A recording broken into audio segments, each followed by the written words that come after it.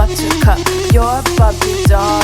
Show them all what I'm made of. Strut down the hall, won't stop till I get enough. All right, buckle up, everyone, because we are diving into some serious political drama today. It's January 3rd, 2025, and the new Congress is back in session. You'd think after last year's craziness trying to elect a new speaker, things would be, well, you know, a little bit calmer this time around. Yeah, you wouldn't think that. Right. Not quite. Not so fast. No. We're taking a deep dive today into what could have been another major political crisis. And to help break this down, we've got an expert here. Hi. Welcome. Thanks for having me. So to set the stage, our main source today is an article from Fox News, which, you know, leans to the right. It's about the re-election of Mike Johnson as Speaker of the House. And it sounds like it was almost a complete meltdown. It was a close one. I mean, seriously, I was glued to the news last year when it took 15 rounds. Yeah. 15 rounds of voting to replace Kevin McCarthy. And this time around, Johnson was expected to win. But there was this real sense of, I don't know, mutiny, for lack of a better word. Yeah, mutiny is a good word for it. Yeah. I mean, there were some conservative Republicans that were very open about threatening to vote against Johnson. And that's a huge deal because without their votes, he wouldn't have had the majority to actually become Speaker. So right out of the gate, he's facing this leadership crisis. So what was driving this rebellion? I mean, was it personal? Was it like deeper policy issues? What was going on? It was a combination of things. Some of it stemmed from that whole debacle with the 15 rounds of voting last year. There were just some Republicans who never really got on board with Johnson, and they were kind of ready for round two. Got it. So remind me who exactly was leading this charge against Johnson. The article mentioned a few names. Well, one of the most vocal opponents was Representative Massey. Fox actually quoted him saying, and this is a direct quote, "You can pull all my fingernails out. You can shove bamboo up in them. You can start cutting off my fingers. I'm not voting for Mike Johnson tomorrow, and you can take that to the bank." Wow. Okay. So clearly Massey had some serious issues with Johnson. Yeah. Well, and you have to remember, Massey was one of the main people trying to push Johnson out last year, so it wasn't a huge surprise.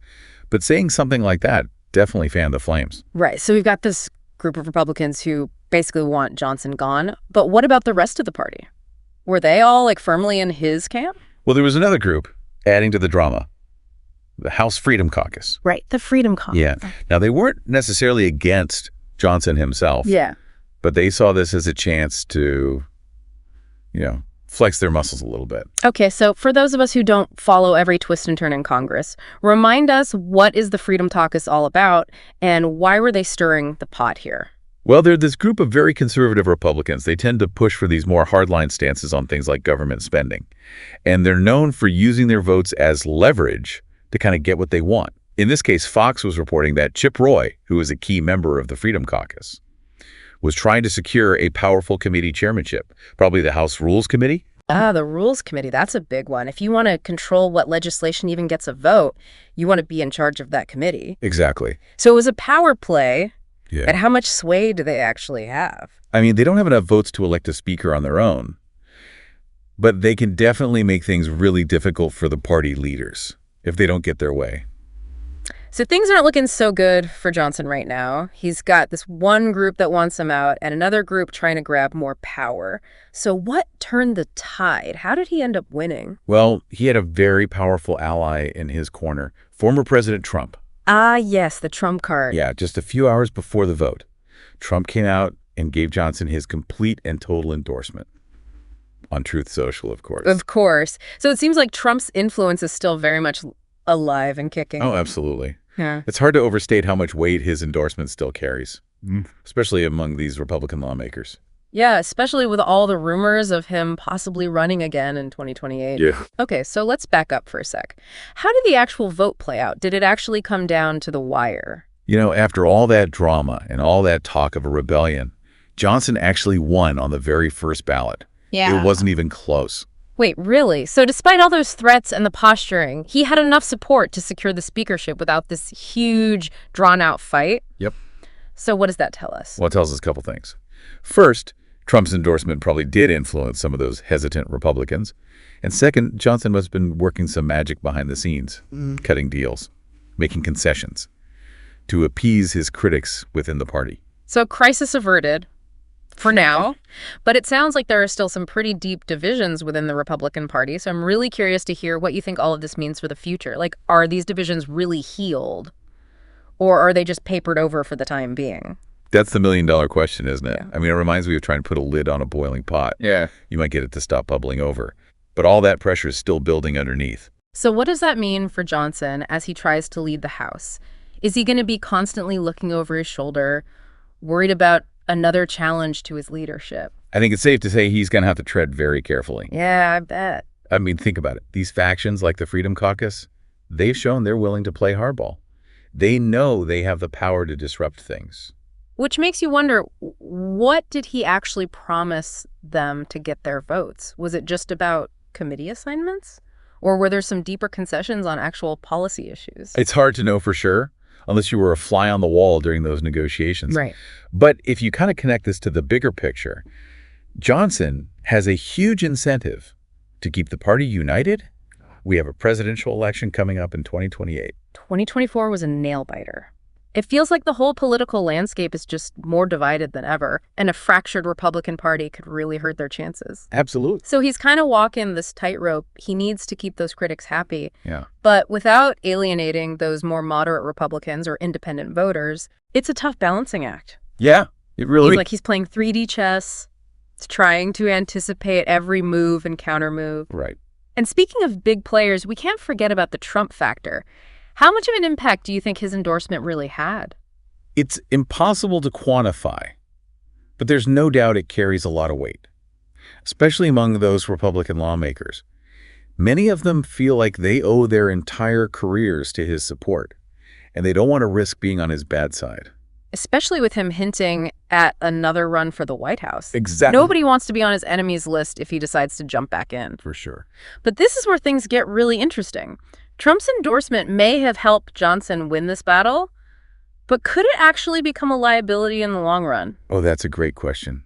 And I think it's a real possibility. How so? Well, Trump is still a very polarizing figure. His support might help Johnson with the Republican base, but it could alienate those moderate and independent voters who were essential for winning a general election. So he's stuck between a rock and a hard place. Pretty much. He needs Trump's support to control his own party. But that same support could hurt his chances in a national election. Exactly. What a dilemma. It really highlights the challenges that the Republican Party is facing right now. Right. They're wrestling with questions about their identity, their ideology, their leadership. And it's all happening against the backdrop of this intense political division and, a looming presidential election. Yeah, it's a recipe for some serious drama. Oh, yeah. So it makes you wonder if all this infighting is going to affect what they can actually get done in the House. Are they going to be able to pass any meaningful legislation, or are they just going to be bogged down by all these internal squabbles? That's the key question. It's definitely something to watch closely over the next year. Can Johnson find a way to bridge these divides and find common ground? Or are we just going to see more gridlock and more infighting? It's like he's trying to herd cats. Yeah. All these different groups with their own agendas and priorities. How is he going to keep everybody on the same page and actually accomplish something? It's a huge challenge. It is. But we have to remember, this isn't just some abstract political game. The decisions that are made in the House have a real impact on people's lives. That's right. They affect the economy, healthcare, education. So while this might seem like a story about political maneuvering in Washington, it really has huge implications for all of us. What happens in the House affects the entire country. Absolutely. It reminds us that politics isn't just something that happens on TV or in the news. It's about real people and the choices that impact their lives. Okay, so we've talked a lot about the challenges facing Johnson and the Republicans, but what about the Democrats? What's their take on all this? Well, they are in the minority in the House right now, so they don't have the same power to dictate the agenda. But that doesn't mean they're just sitting on the sidelines. Are they just biding their time, waiting for the Republicans to implode and hoping to capitalize on the situation? I'm sure there's some of that going on. They're definitely looking for opportunities to push their own agenda and capitalize on any missteps by the Republicans. But it's not just about political gamesmanship. There are also some areas where they might be able to find some common ground and actually work together. Because at the end of the day, it's about governing. It's about finding solutions. It can't all be about partisan bickering and scoring political points. Exactly. And while it might seem like those things dominate the headlines, there are still lawmakers on both sides of the aisle who are genuinely committed to serving the public good. Yeah, it's just hard to see that sometimes amidst all the noise and the drama. Right. It's easy to forget that there are people working behind the scenes, trying to make a positive difference. That's why it's so important to remember the human element of all of this. These political battles are ultimately about people. They're about the lawmakers themselves, the staffers who work tirelessly behind the scenes, and most importantly, the American people who are impacted by the decisions made in Washington. And each of those individuals has their own story, their own motivations, their own hopes and dreams. Right. It's easy to get caught up in the political horse race and lose sight of the human cost. Exactly. That's why it's so important to approach these topics with empathy and understanding, to recognize that even those we disagree with are still human beings with their own valid perspectives. It's about finding that common ground, that shared humanity that allows us to have those constructive conversations, even when we don't see eye to eye on everything. Absolutely. Because ultimately, we're all in this together. We all share the same planet, the same hopes for a better future, and the same responsibility to make that future a reality. And that's what makes these deep dives so rewarding. It's not just about learning the facts and figures. It's about understanding the human stories behind them. It's about connecting with the emotions, the struggles, the triumphs that shape the political landscape. Because when we do that, we can start to see the world in a new light. And who knows, maybe that new perspective can help us bridge those divides and find solutions to the challenges we face. Sound the alarm. I'm coming up. We'll have a ball. I'm sweet like a buttercup. You're a Barbie doll. Show them all what I'm made of. Strut down the hall. Won't stop till I get enough.